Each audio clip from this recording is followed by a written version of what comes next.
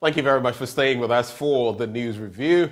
And it's time now for us to get into the papers. But before we do, the segment always brought to you courtesy of Endpoint Homeopathic Clinic. Here's what they're offering you. If you're a man, prostate screening for free. If you've never screened your prostate, this is a good opportunity for you to do so for free, gratis. If you're a woman, fertility screening for free. And here's where you can locate them. Here in Accra at Spentex opposite the Shell signboard. Kumasi Krodomabwe here behind the Angel Educational Complex. Takrady Anaji State, Tema Community 22, Techiman Hanswa and Esiamanzama. Their call lines 0244 867 068 or 0274 234 321. Endpoint Homeopathic Clinic, the end to chronic disease. And that's the note on which I'd like to, welcome aboard former president of the Ghana Journalists Association, Afil Money. He is our guest, as always. Always rocking the lovely... Is it our guy again? Yes, Oman. Who decked you in this? Oman, yeah. I have to see him. Okay. I have to see him. I'll facilitate that. He's doing some good work. Thank you. So here we are. A number of matters arising in different facets of our national life. Anything in particular that caught your fancy that you'd like to speak about before we get into the papers? Yesterday, the Communications Minister sounded an alarm bell, warning that individual TV stations were going to be taken off air if they refused to pay a colossal amount of $15,000 per month. Yeah.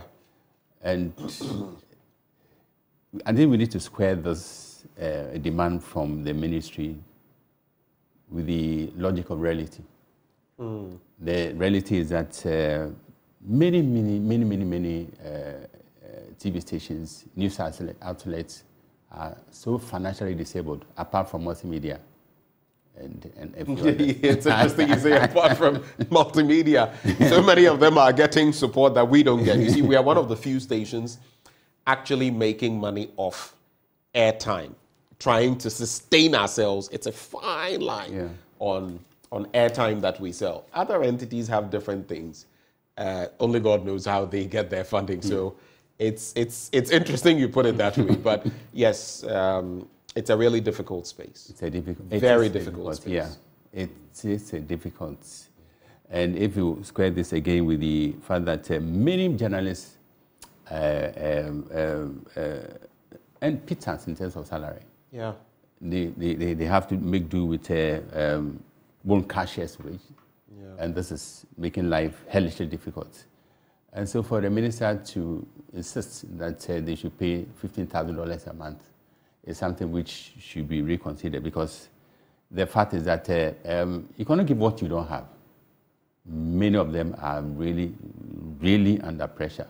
Yeah. So life is hellishly difficult. So there's a need to intensify negotiations so that at the end of it all, consensus will be reached and peace will prevail. Well, most definitely a core issue to look at.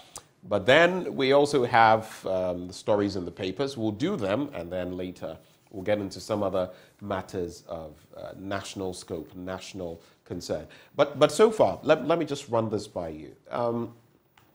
On the 7th of December, a number of portals online, so I'm talking about the traditional media houses, among others, conducted polls asking people whom they would vote for in an election if it were D-Day, December the 7th, 2024. Okay. And a number of them, looking at former Presidents Mahama, Dr. Mahamudu Bawumia, Alan Kyerematen, some even added the new force, which has landed a Belgian friend in hot waters, among others. Interestingly, I think the lowest I saw for John Mahama was 55%, and maybe the highest about 71%. The vice president was scoring anything between 35, maybe 11 and 14%. And then you would have Alan Kyerematen also in there, I think between 6 point something percent and 9.9%, among others. It was rather interesting, the voting patterns. These were about 6. Even the Daily Graphic also conducted a poll. And the highest number that voted was the TV3 Ghana one, which had over 21,000 people who actually voted. And I think that was the 55% or 60-something%. But what do you make of it? Yesterday, I had a conversation with Musa Dankwa of Global Info Analytics and Ben Efson, who has been a pollster for a long time. They disagreed on some matters, but I think one thing that came out was that Alan could pull a shocker, and that quite a number of his votes obviously would come from the MPP stock, and that there was quite a lot to look forward to in this election, looking at the dynamics of the two candidates of northern extraction, a former president trying to be president again, all of that. But the vice president. I don't know whether you saw any of these polls and what you made of them. I think I cited one by Global Info Analytics. Right. I think the figure I saw for Dr. Bamia was 35,000, in the region of 35,000. 35%, 33, 35%. Okay. And that's what I saw. And Mahama, 61%, and Alan, something insignificant. It's more than about a year to go for the D-Day, and within this space, anything can happen. But I've been observing former President Mahama, and he's bristling with confidence that he's coming back again. And we should not misestimate what the MPP's party machinery can do in terms of resources. They are better off than NDC. Yeah. And President Akufo-Addo was also quoted as saying that he would do everything possible to hand over to his vice president. And this is pregnant with a lot of interpretations. Yeah.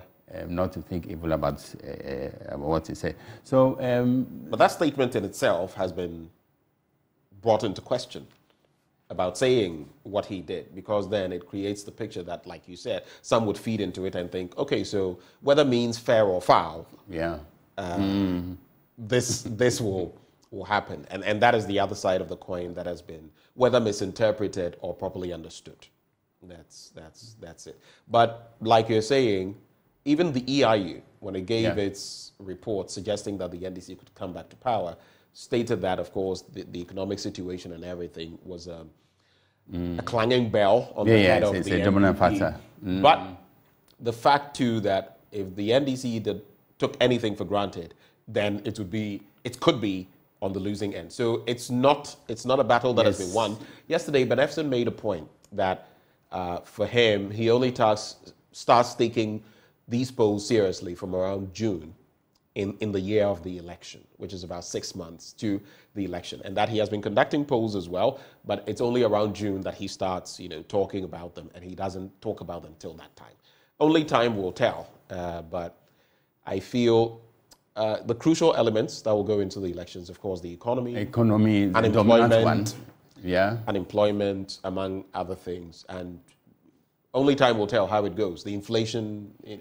Exchange rate, among others. All of them, of course, tied to the economy. We've been seeing some downward trend as far as inflation is concerned. Let's see how it will pan out. And this should crystallize into a better economy before the crucial election in 2024. Well, I think it's fitting now for us to get into the papers. I have the Daily Guide and the Economy Times. What do you have? I have the Ghanaian Times and the Finder newspapers. Okay, let's start with you. Let's start with the Ghanaian Times is leading with a statement by His Excellency the Vice President at the launch of a 120 million cedi boost for youth employment, and he says. The 120 million program is anticipated to benefit 10,000 medium and small-scale enterprises, as well as 20,000 young Ghanaians, serving as a beacon of hope for those navigating the aftermath of the global economic downturn. Addressing the gathering in Sunyani, the Vice President noted that the introduction of the Employment Assistance Program was a testimony that the YEA was committed to the cause of providing sustainable employment for Ghanaian youth. One statement which he made and which caught my attention was that since independence, this government has created more jobs than any other government, and he mentioned a figure of 2.something million jobs so far created. 2.1 million. 2.1 million jobs so far created. But we also need to square this against the fact that the rate of unemployment was 8% when they took over. It's now 13, in the region of 13 plus percent. So we need to, in putting out these figures, we also need to ensure that the propagandist element is downplayed.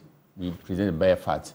I mean, that's but you can't expect the politician to, well, at least in our politics, from my experience, from all the sides, you can't expect the politician to not do propaganda in our part of the world. That's what they do. That's what they live off. And that is where I feel it becomes problematic, because in other jurisdictions, there are facts and figures. There's no way you, the politician, you can play some politics, you can do some propaganda, but eventually you are exposed, like a Trump. He would say certain things, and even Fox News, which is very skewed, would say that, oh, but this one, because the data is there. But here, there are different figures, different strokes for different folks. And so we say different things at different times, and it suits somebody. I mean, it's just the system we have. So this surprises me not at all, not in the least.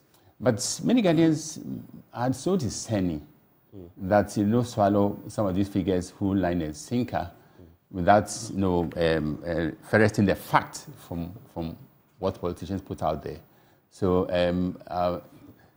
citizens should recalibrate their expectations, because politicians are politicians. They will do everything within the sun to gain power. So the politicians' image is on the wane.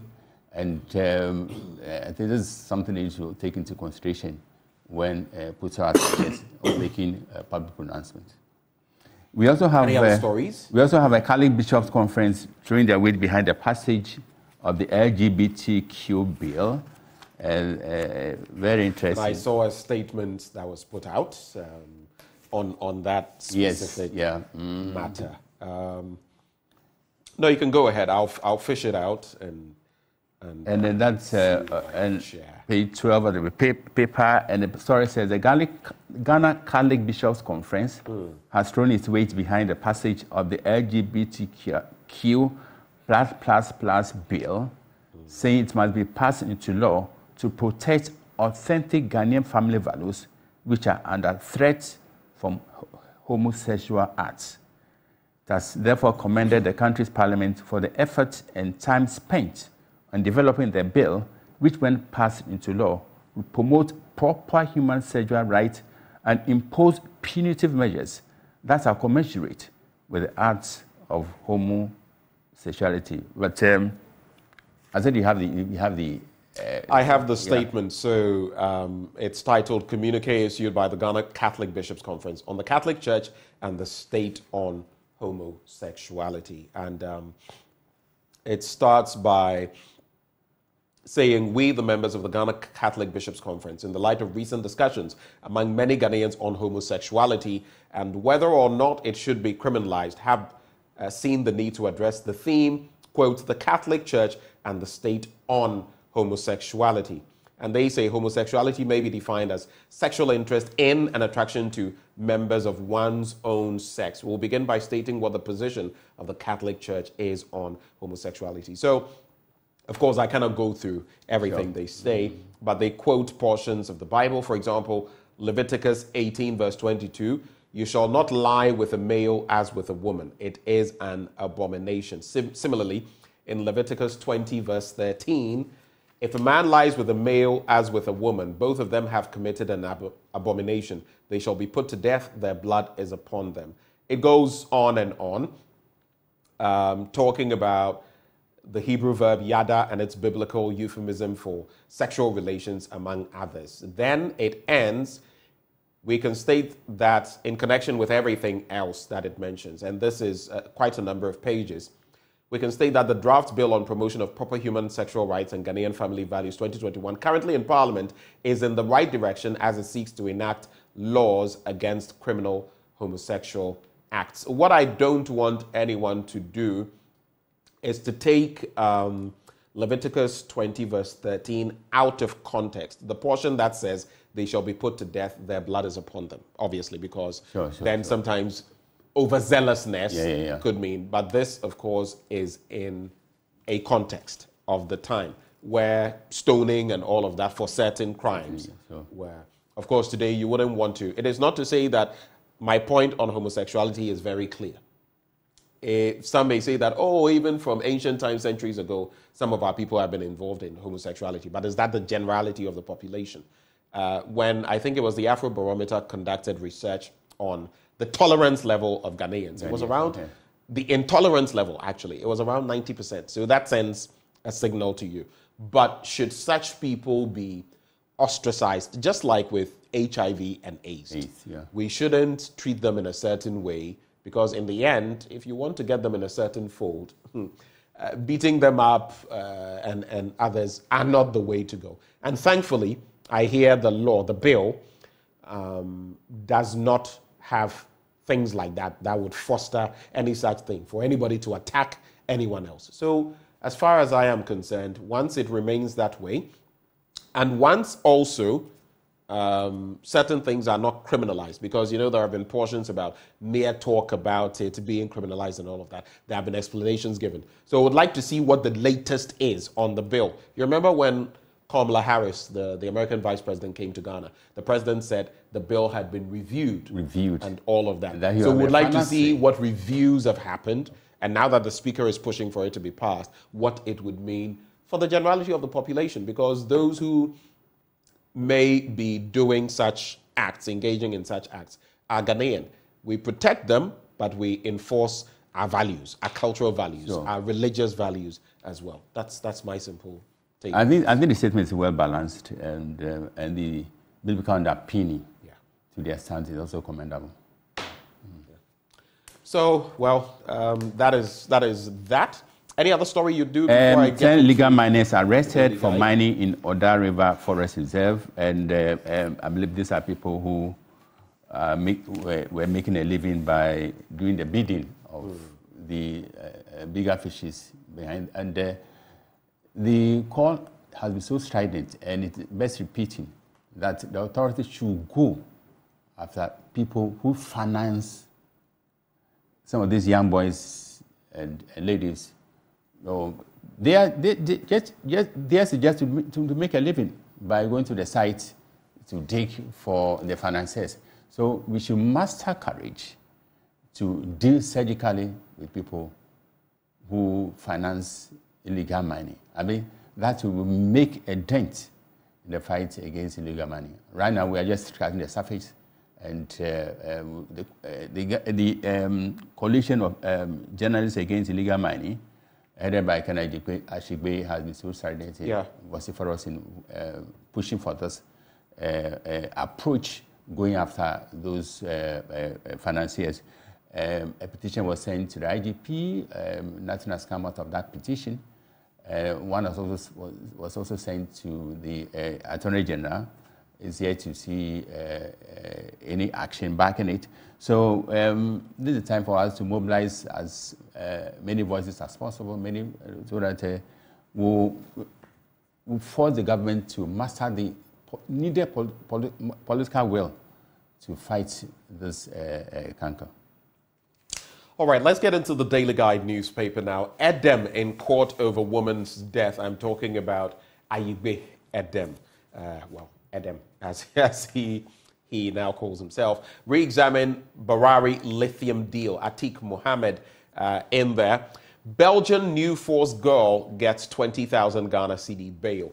And some people were saying, well, the billboards they had taken, how much is one. I also hear, in some instances, some political elements wanted to get some of these billboards, but the new force had supposedly got it for a protracted period of time, extending to about 2 years, which means you can't, some of their billboards were vandalized and all of that, the new force. So all of that is in there.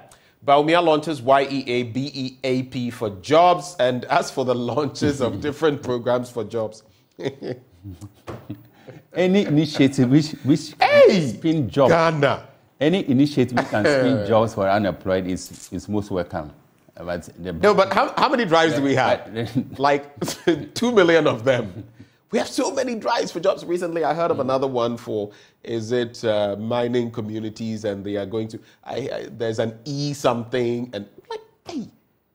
And sometimes you ask yourself where exactly the jobs are going, because as a media person, I get a lot of information about some of these things. And you ask yourself, okay, so let's do a surgical analysis, for example, when the vice president says there are 2.1 million jobs that have been created. Where specifically? Are we talking of permanent jobs? Are we talking of rolling jobs like NAPCO, for example? I think he did mention the security services, the military, immigration, police. But those are things that every cycle will have. But their numbers have climbed up significantly in recent years. So those are the jobs that have been created. Yeah, I think they deserve some credit on that score. Anyway, it's not to say those aren't jobs, but the fact is that you look at unemployment is a huge, chronic problem, and we need to deal with this problem. There's also farmers commend Brian for driving innovation. That is Brian Echampong, the Minister of Agriculture. So let's get into the stories now. And I want to look for Edem's story first to start with. Let's get to it. Rapper Edem was yesterday hauled before a Kaneshie magistrate court for knocking down and killing a 40-year-old woman on the George Walker Bush Highway in Accra. The rapper, whose real name is Denning Agbeviade Anthony, has been charged with 1 count of careless and inconsiderate driving, contrary to Section 3 of the Road Traffic Act, and another count of negligently causing harm, contrary to Section 72 of the Criminal and Other Offences Act 1960, Act 29, that is. His plea was not taken by the court, but he was released on a 50,000 Ghana cedi bail with 2 sureties and is to reappear in court on February 15, 2024. The offence of careless and inconsiderate driving carries the punishment of a fine of up to 24,000 Ghana cedis or an imprisonment term not exceeding 5 years or both. Negligently causing harm contrary to Section 72 of the Criminal and Other Offences Act 1960 is a misdemeanor. There's more to the story, but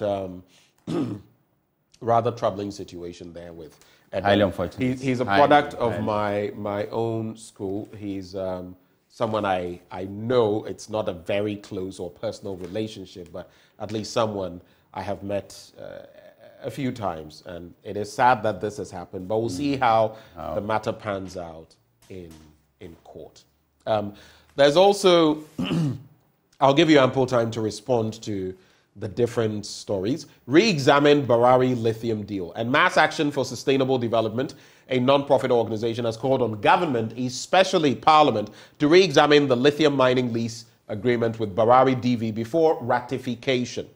Speaking at a press conference yesterday in Accra, the executive director of MASDA, Atik Mohammed, said although Section 25 of Act 703 created room for setting of royalty rates higher than 5%, it did not set a specific rate giving the 10% royalty of total revenue that would be paid by the company to our government.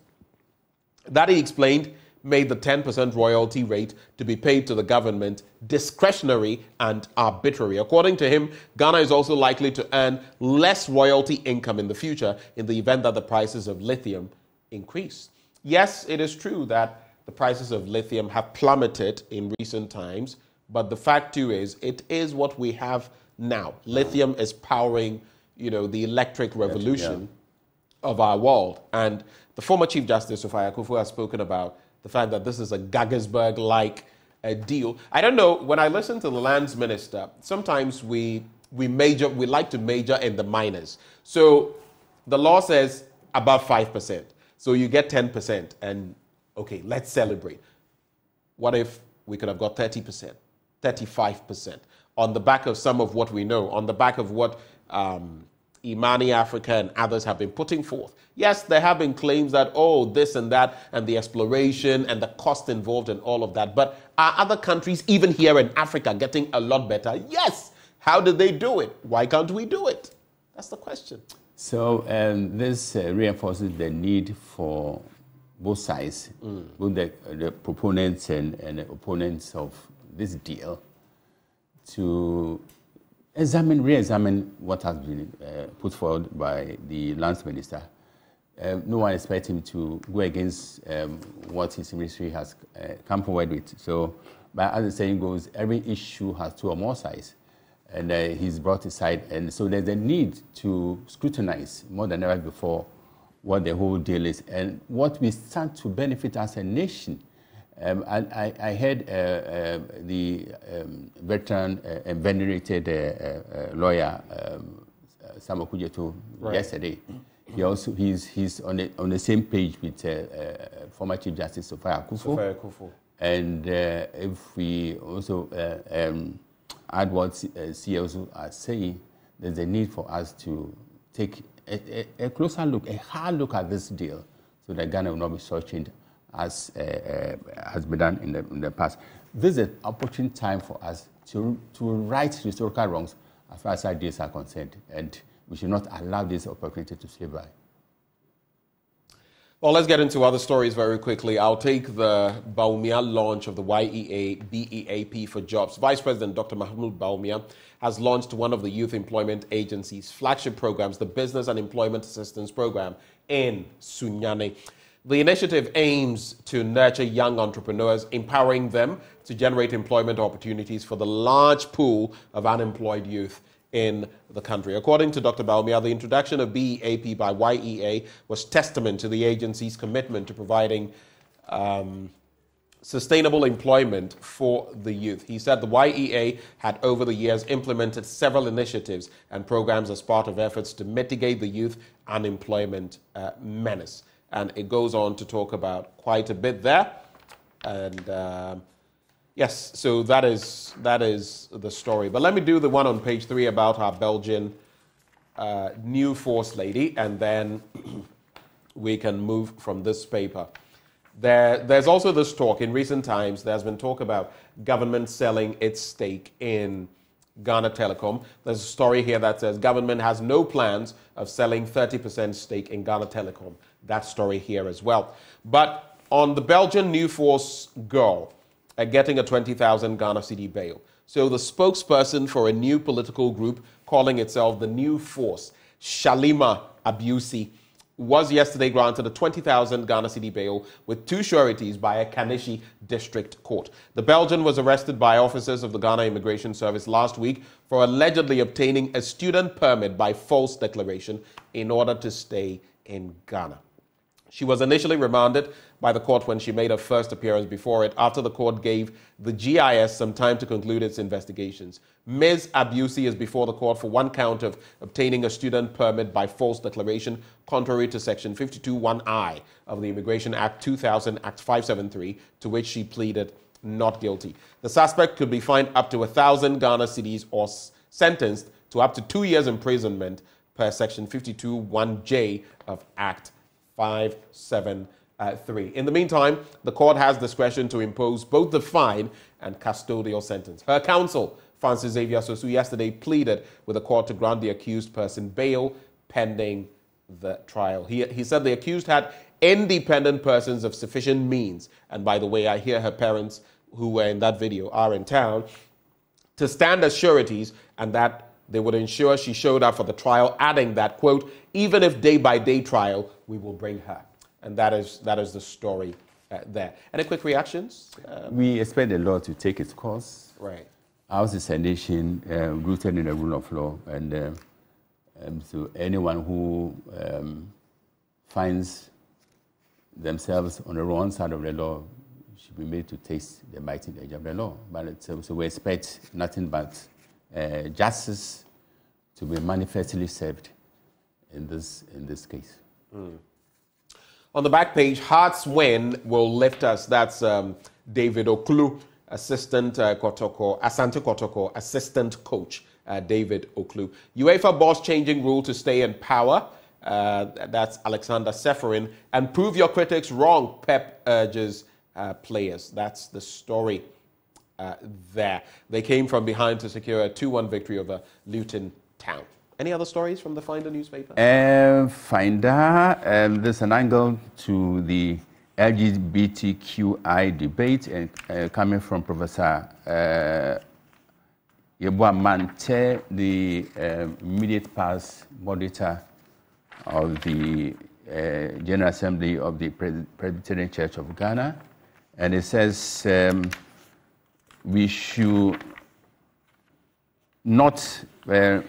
shift away from the Western gaze in addressing the LGBTQI challenges. You were speaking at the inauguration of the National Assembly of the Presbyterian Councillors Association, Abetifikwu. He defined the Western gaze as the uncritical and insatiable attraction towards everything Western, including culture, technology, academic pursuit, migration, and entertainment, without proper scrutiny. He suggested that counseling, particularly through mediums like council should play a significant role in helping society deal with the realities of LGBTQ. I think, the point is well made, well articulated, and coming from him, I think it should carry weight that we should not refract this issue in the lenses of Western powers. Ours is a sovereign nation, so we have the right to do what is suitable to cultural circumstances and religious beliefs. Anyway, is that the only story? Yeah, the other story is on the Fui Chikata lending his weight for his support for the lithium agreement, which is being criticized in other circles. And First Atlantic Bank ranked 41 in prestigious Ghana Club 100 awards. Congratulations to the bank. And there's a story by one of our rising media stars, Agnes Ansan. It's actually an article which examines the struggles of women in politics. Women go through a lot of challenges. The male dominance is still an issue we need to look at. And women who offer to serve in public positions go through a lot of challenges. They have to pass through the hoops to get to the pinnacle of the professional political careers. Right. So there's something we need to look at as we... There's been this talk about gender balance in Parliament. Right. I think the most practical approach is to get the two main parties, NDC and NPP, to reserve their safe seats for women. That way we can easily square the balance in Parliament. All right, that's an interesting, proposal. I've always been for some gender balance. I think it's Ethiopia that has quite a balance. I think now there may even be, if Rwanda, more we have more women. Rwanda, more women than men in Parliament.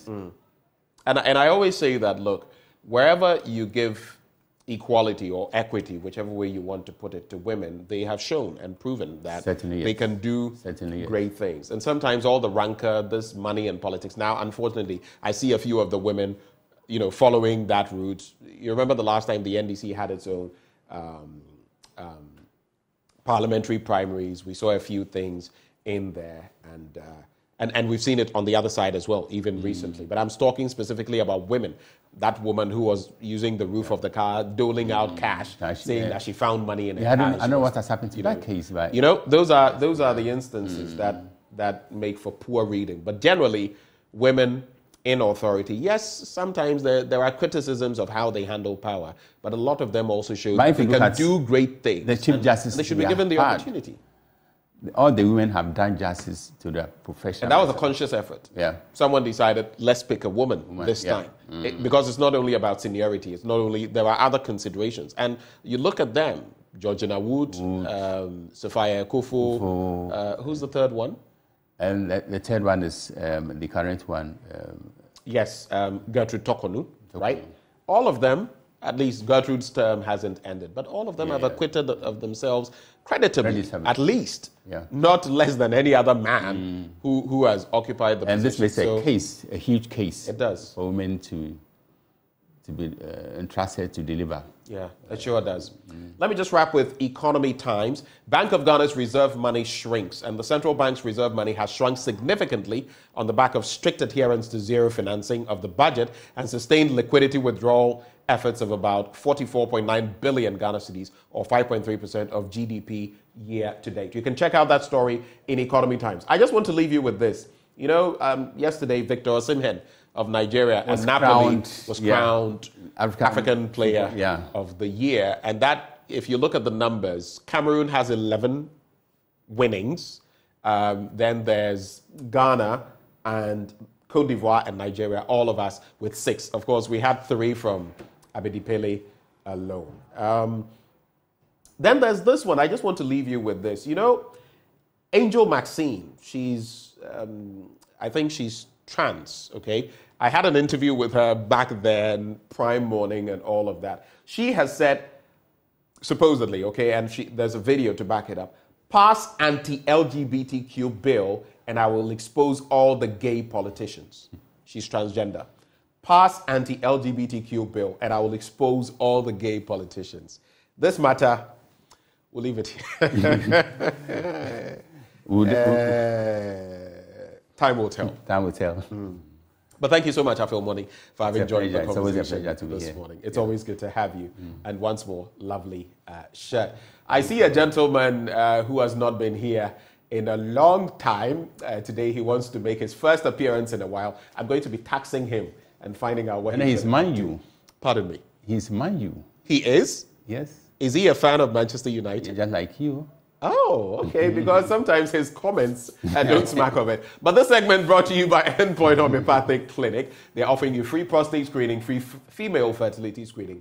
Here's where you can locate them. Here in Accra, they're at Spintex opposite the Shell signboard. There's Kumasi, Kronomo Abwe here behind the Angel Educational Complex. There's Takoradi Anaji State Tema Community 22, Techiman Hanswa and Esiamanzima. Their call lines 0244 867 068 or 0274 234-321. Endpoint Homeopathic Clinic, the end to chronic disease. Manchester City had quite a scare, but the gentleman who is going to pop up, it's not Mubarak Haruna today. Muftau is in the studio. He's going to be serving you news, the sports. Now I'm saying news, the sports this morning. It's been a while, and I just I'm itching to see him back on air.